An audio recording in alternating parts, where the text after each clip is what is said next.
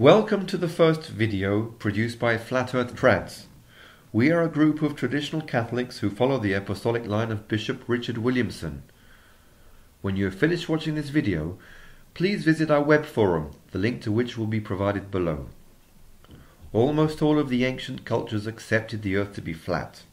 There were, from the time of ancient Greece, some who pushed the idea that the earth was round. The fathers of the church combated this idea vigorously as they did other errors, which tried to push themselves into the church. You will see in the following quotations how this is true, and how the magisterium followed in this line for centuries whenever the matter arose. Lactantius, in the Divine Institutes, chapter 24. They thought that the world is round like a ball, and they fancied that the heaven revolves in accordance with the motion of the heavenly bodies, and thus that the stars and sun, when they have set, by the very rapidity of the motion of the world, are borne back to the east. Therefore they both constructed brazen orbs, as though after the figure of the world, and engraved upon them certain monstrous images, which they said were constellations. I am at a loss what to say respecting those who, when they have once erred, consistently persevere in their folly and defend one vain thing after another. But that I sometimes imagine that they either discuss philosophy for the sake of a jest, or purposely and knowingly undertake to defend falsehoods, as if to exercise or display their talents on false subjects. St. John Chrysostom, Commentary on the Hebrews, chapter 8, verse 1.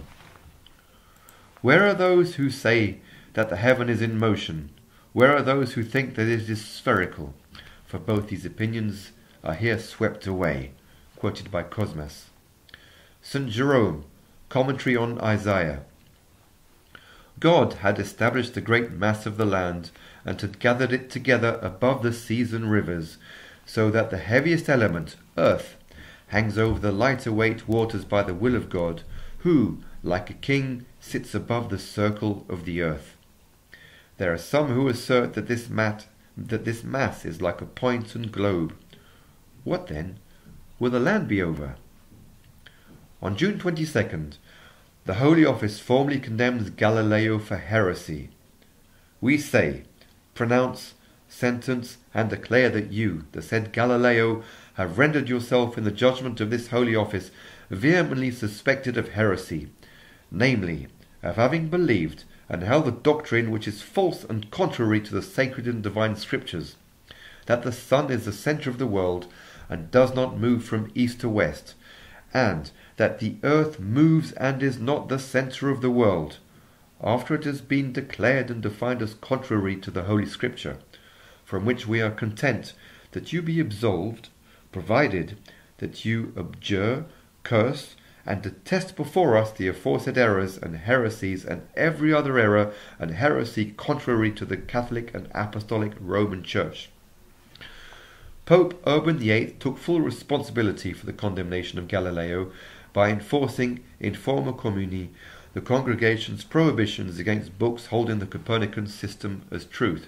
Reference: Exorciser le spectre de Galilée, l'Abbé Philippe Marcy, édition du Sel, 2014, page 40, and scripturecatholic.com.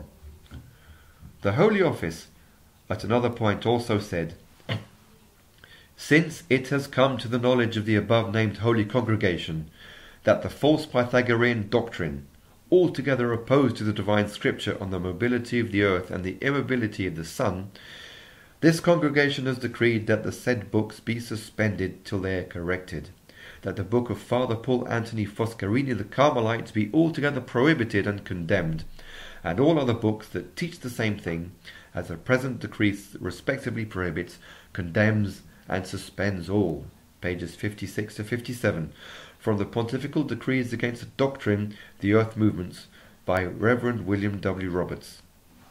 A note from the editors. The latter quote from the Holy Office is significant, because the idea that the world was a sphere has been around for a long time, but Pythagoras was one of the first to come up with it. The quote shows that the Church was not only aware of the round earth error, but also that its source was Pythagoras.